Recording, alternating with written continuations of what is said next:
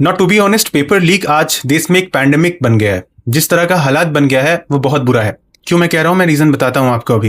अभी जब ये प्रोटेस्ट चल रहा था, इसी बीच हमें एक और पेपर लीक देखने को मिला है। जी हाँ, ये केस उत्तराखंड से सामने आया। आप जैसा कि देख सकते हो, उत्तराखंड में यहाँ पर एक पेपर लीक हुआ है, और वो भी कहाँ पर, वीर माधो सिंह यहाँ पर भंडारी उत्तराखंड टेक्निकल यूनिवर्सिटी जो है उसमें यहाँ पर पेपर लीक हो गया है। ओके एंड ये एक ऐसा इशू है जिस पर बात ज्यादा नहीं किया गया, but let me tell you, आज हम काफी डिटेल में एक चीज पर बात करने वाले हैं कि ये जो पेपर लीक है ना, ये आज के वक्त में एक बड़ा नेशनल प्रायोरिटी है, और खास करके इसको टैकल करना बहुत ज्यादा जरूरी है।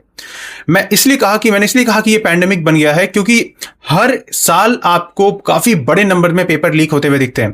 खैर, अभी जो प्रोटेस्ट हुआ वहां पर हमने ये देखा कि नीट यूजी के अगेंस्ट में ज्यादातर ये इसका जो ओवरऑल फोकस रहा वो यही रहा। लेकिन जब ओवरऑल पेपर लीक के पैटर्न को समझोगे तो ये ज्यादा एक बड़ा, और भी इससे बड़ा प्रॉब्लम हो जाता है स्टेट का इशू। स्टेट में आपको जो पेपर लीक के केसेस है वो और भी ज्यादा दिखते हैं। कैसे दिखते हैं अभी हम बात करेंगे। तो ये तो मैंने बता दिया आपको ऑलरेडी। तो ये अभी एक केस निकल कर सामने आया है जहां पर यूनिवर्सिटी एग्जाम में पेपर लीक हुआ है उत्तराखंड में, एंड व्हाट्सएप में आपका पेपर ऑलरेडी प्रोवाइड कर दिया गया यहां पर। अब जो यहां पर अक्यूज है उसे अरेस्ट किया गया है, फर्दर इन्वेस्टिगेशन भी चल रहा है अभी इस केस में, राइट। तो देखो, ये एक बड़ा इंसिडेंट है। अब देखो, जब हम बात करते हैं पेपर लीक के बारे में, पेपर लीक के केस के बारे में हम थोड़ा यहां पर डिटेल में डिस्कस करते हैं, जो कि 2022 से लेकर 26 के बीच में हमें देखने को मिला है ओवरऑल। तो क्या केस है, टाइमलाइन देख लेते हैं यहां पर। तो सबसे पहले देखो, जब हम 2022 को देखते हैं, 2022 में हमें राजस्थान में रीट लेवल 2 जो पेपर था वो कैंसिल होते हुए दिखा, और यहां पर भी एलिगेशन यही था कि यहां पेपर लीक हुआ है, जिस पर एसआईटी इन्वेस्टिगेशन भी हुआ। फर्दर यही चीज राजस्थान में हमें दोबारा दिखता है फॉरेस्ट गार्ड रिक्रूटमेंट में, फॉरेस्ट गार्ड के एग्जाम पेपर में, वहां पर भी हमें यहां लीक देखने को मिलता है। आगे बढ़े तो उत्तर प्रदेश के यूपी टीईटी जो टीचर्स एलिजिबिलिटी टेस्ट होती है, वहां पर आपको कहीं ना कहीं री एग्जामिनेशन हुआ। द रीजन बीइंग यहां पर भी पेपर कॉम्प्रोमाइज हुआ था। सेम केस मध्य प्रदेश के पुलिस कांस्टेबल रिक्रूटमेंट के साथ में हुआ, बिहार पुलिस रिक्रूटमेंट के साथ में हुआ, गुजरात हेड क्लर्क रिक्रूटमेंट के साथ में हुआ, और हरियाणा में भी यही चीज आपको सीईटी एग्जाम के साथ में देखने को मिला।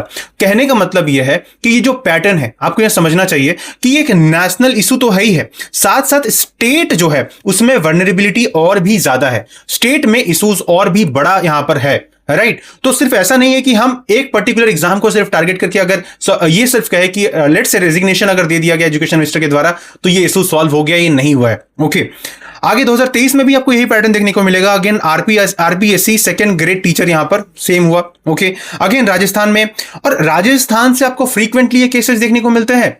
ओके, राजस्थान में कई सारे ये सारे मेजर केसेस देखने को मिलेंगे, राइट। फर्दर अगर हम बात करें बिहार में, अगेन केसेस आपको देखने को मिलेंगे। झारखंड है, उत्तर प्रदेश है, महाराष्ट्र है, राइट। यहां पर भी आपको वही सारा केस देखने को मिलेगा। 2024 अब आता है। 2024 में ये और भी बड़े लेवल पे हुआ, नेशनल लेवल पे हुआ। क्यों? क्योंकि हमें नीट यूजी का स्कैम देखने को मिला था, जहां पर पेपर ही पेपर लीक तो दिखा, साथ साथ यहां पर कुछ लोगों ने पैसे देकर खरीदा पेपर, राइट। तो एग्जाम कॉम्प्रोमाइज हुआ, सीबीआई इन्वेस्टिगेशन तक हुआ, एक नेशन वाइड कंट्रोवर्सी था ये, और जिसके बाद में ये बताया गया था कि नहीं, अब तो हम वापस यहां पर फास्ट ट्रैक कोर्ट की तरफ जाएंगे, हम वापस यहां पर मतलब जो मेजर रिकमेंडेशंस हैं, राइट, जो भी कमिटीज बनाई गई थी उनकी रिकमेंडेशन के बाद में एज सच मतलब जो भी रिफॉर्म्स यहां पर लाया जाएगा उससे और पेपर लीक हमें देखने को नहीं मिलेगा। वही हुआ यूजीसी नेट के साथ में, अगेन वही कैंसिल हुआ, राइट। सीएसआईआर यूजीसी नेट के साथ में भी देखने को मिला, राजस्थान एसआई में देखने को मिला, बिहार नीट लिंक्ड, बिहार का केस हम सबको पता है, राइट। यहां पर फोन कॉल भी हमें मिला था, राइट, कि कैसे ये पेपर यहां पर लीक हुआ। Gujarat at the same time recruitment examination में देखने को मिला। 2025 में भी सेम, उत्तर प्रदेश है, राजस्थान है, राइट, बिहार है, अगेन आपको यहां पर उत्तराखंड देखने को मिलेगा, गुजरात है। तो ये लगभग ये पैटर्न आपको लगभग देखने को मिलते रहेगा, और 2026 में वापस से नीट यूजी में आपको एक मल्टी स्टेक लीक इन्वेस्टिगेशन यहां पर देखने को मिला। फर्दर हमने यहां पर कहा कि अभी प्राइम मिनिस्टर मोदी जी ने भी कहा कि फास्ट ट्रैक कोर्ट को इन्वॉल्व किया जाएगा, राइट, जिससे बेटर हो जाएंगी चीजें। लेकिन देखो, मैं अभी आपको कोर इशू समझाऊंगा क्या है। बिहार में अगेन इश्यूज चल रहे हैं, राइट। गुजरात, झारखंड, महाराष्ट्र, हरियाणा, यहां पर भी सीबीआई इन्वेस्टिगेशन फर्दर लिया गया। अब ये स्टेट की रिपोर्ट है। देखो, जब हम स्टेट वाइज देखें तो राजस्थान वो स्टेट है जहां पर सबसे ज्यादा पेपर लीक आपको देखने को मिला, ये सीवियर केस आपको देखने को मिलता है। फिर बिहार है, अगेन बराबर में है। राजस्थान और बिहार के जो केसेस देखेंगे, सबसे वर्नरेबल आपको बिहार एंड राजस्थान यहां पर देखने को मिलेगा। देन उत्तर प्रदेश है, गुजरात है, after that Madhya Pradesh, Jharkhand, Uttarakhand, Haryana, Maharashtra and West Bengal. West Bengal में कम है। अब देखो, वेस्ट बंगाल में कम इसलिए भी क्योंकि यहां पर एग्जाम ही नहीं हो रहा था पिछले कुछ सालों से, राइट, एग्जाम ही कंडक्ट नहीं करवाया जा रहा था, तो ये अलग ही केस है फिर वहां पर ओवरऑल। तो वर्नरेबिलिटी पता चल रहा है आपको एजुकेशन सिस्टम में किस तरह का है। अब मैं फर्दर एक और चीज यहां पर आपको बताता हूं।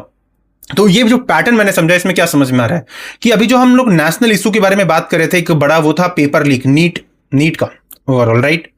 तो नीट यूजी का जो पेपर था, ये तो हमने बात किया कि नेशनल लेवल में ये एड्रेस हो गया फिलहाल, लेकिन स्टेट लेवल पे जो इश्यूज है, स्टेट लेवल पे जो पेपर लीक हो रहा है, ये तो मैसिव हो रहा है ना। जब नंबर ऑफ बात करें यहां पर, टोटल 78 पेपर लीक देखने को मिला है आपको 2022 से 26 में। 78 78 पेपर, आप समझ रहे हो ना कितना बड़ा है। तो 78 पेपर, जिसमें 73 जो है वो स्टेट एग्जाम है। 78 जो पेपर लीक हुए हैं उसमें से 73 जो हुए हैं वो स्टेट लेवल पे हुए हैं, और इस पर कोई बात नहीं कर रहा है सही से, राइट। तो ये एक बड़ा नेशनल इशू है। It is one of the biggest national issue जिस पर हमें बात करने की जरूरत है, हमें चर्चा करने की जरूरत है, राइट। तो देखो हमने आगे अगर मैं यहां पर बात करूं, जो मेजर एग्जाम इफेक्टेड है वो यहां पर देख सकते हो आप, ये सारे हैं, राइट। राजस्थान में, बिहार में, उत्तर प्रदेश में ओवरऑल, राइट। तो ये सारी चीजें हैं। तो ज्यादा जो रिक्रूटमेंट एग्जाम्स है उसमें आपको स्कैम्स देखने को मिलता है, right. And Rajasthan and Bihar have repeatedly figured in high profile cases involving recruitment exams at the same time. And बाद में देखो हम देख रहे हैं यहां पर 2024 में यह एक्ट भी लाया गया था, the public examination prevention of unfair mean act 2024। लेकिन इससे क्या इंपैक्ट हुआ? नहीं हुआ। क्यों नहीं हुआ? द रीजन बीइंग कि हम जो करने की कोशिश कर रहे हैं, हम ऊपर से चीजों को समेटने की कोशिश करते हैं, ऊपर से चीजों को सुधारने की कोशिश करते हैं। ग्राउंड लेवल पे जो इश्यूज है, जो आपका टेक्निकल फेलियर्स है, जो आपके इंस्टीट्यूशनल लूपहोल्स है, हम उन्हें एड्रेस नहीं करते हैं। अगर आपको एजुकेशन को सही करना है तो at the very ground level पे जाके काम करना पड़ेगा, राइट। आपको स्कूल लेवल से स्टार्ट करना पड़ेगा, आपको कॉलेजेस में जाकर बात करना पड़ेगा, कॉलेजेस के अंदर में क्या लूप होल्स है वहां पर जाकर एड्रेस करना पड़ेगा, स्टूडेंट के ग्रीवेंसेस को कहीं ना कहीं एड्रेस करना पड़ेगा। एक स्टूडेंट ग्रीवेंस पोर्टल बनाने की जरूरत है स्कूल कॉलेज लेवल पे, यूनिवर्सिटी लेवल पे। और एट द सेम टाइम जो डिस्ट्रिक्ट लेवल पे, जो कि डिस्ट्रिक्ट ऑफिसर्स होते हैं, जो कि लेट से डिस्ट्रिक्ट मैजिस्ट्रेट होते हैं, उनको डायरेक्टली उसका एक्सेस है, वो डायरेक्टली एक कमिटी बैठे, वो लेकर बैठे, और यहां पर हर डिस्ट्रिक्ट के जो भी स्कूल कॉलेजेस यूनिवर्सिटीज हैं वो इस चीज को देखे कि कहां पर क्या इस तरह के केसेस आए हैं, और उसका वहां पर हमें निवारण करने की जरूरत है। तो टॉप लेवल से अगर आप रिफॉर्म लाओगे भी तो कुछ फायदा नहीं होगा आपको। At the very below level, लोग नीचे जाकर आपको काम करना पड़ेगा, ग्रास रूट पे जाकर काम करना पड़ेगा, राइट। तो वो बहुत ज्यादा जरूरी है। तो डिसेंट्रलाइज रिफॉर्म की जरूरत है हमें आज के वक्त में, वेरी वेरी इंपॉर्टेंट, राइट। तो जैसे कि आप देख सकते हो कि 2024 और 26 में ऐसा यहां पर कुछ आपको बड़ा फर्क देखने को नहीं मिला, राइट। तो इट इज लाइक समथिंग, जो वर्नरेबिलिटी है वो स्टेट्स में ज्यादा है। पंजाब का एग्जांपल ले लो, बहुत ज्यादा इश्यूज है, राइट।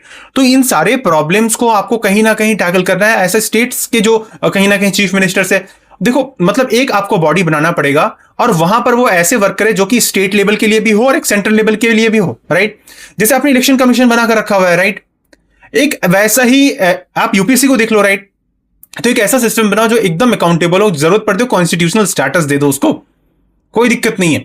बट अपने को एक बड़े लेवल पर रिफॉर्म्स की जरूरत है, क्योंकि आप अगर देश के साथ में अगर इस तरीके से अगर यही हाल रहा तो समझ लो कि बहुत मुश्किल है, क्योंकि examination integrity is now a national policy priority, very very important, ठीक है।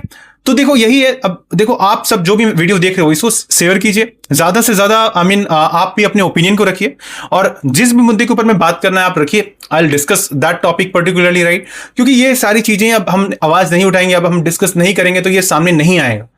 तो ये एक ज्यादा बड़ा स्टेट इशू है, ठीक है। सेंटर पे तो हम देख रहे हैं, यस कहीं ना कहीं वो इंसिडेंट्स देखने को मिल रहे हैं, लेकिन स्टेट पर भी ज्यादा वर्नरेबिलिटी है, ज्यादा प्रॉब्लम है, वहां पर ज्यादा बच्चे अफेक्टेड हो रहे हैं इससे, ओके। तो एक नेशनल लेवल कहीं ना कहीं हमें एक बड़ा यहां पर पॉलिसी की जरूरत है, रिफॉर्म की जरूरत है, एडमिनिस्ट्रेटिव रिफॉर्म की जरूरत है, राइट। एजुकेशन में कहीं ना कहीं आपको इंटरनली भी कहीं जो एडमिनिस्ट्रेशन है उस पर कहीं ना कहीं चेंज करने की जरूरत है। तो पूरा सिस्टम ही यहां पर करप्ट हो रखा है। तो ऐसा हालात है आज के वक्त में। So hope you are understanding this, कि ये सिर्फ कोई एक नेशनल एजेंडा नहीं है कि नीट के एग्जाम को लेकर अकाउंटेबिलिटी आ गया तो थिंग्स आर सॉल्व नाउ। नहीं, ये एक बहुत बड़ा इशू है, right. It's a pandemic in our country.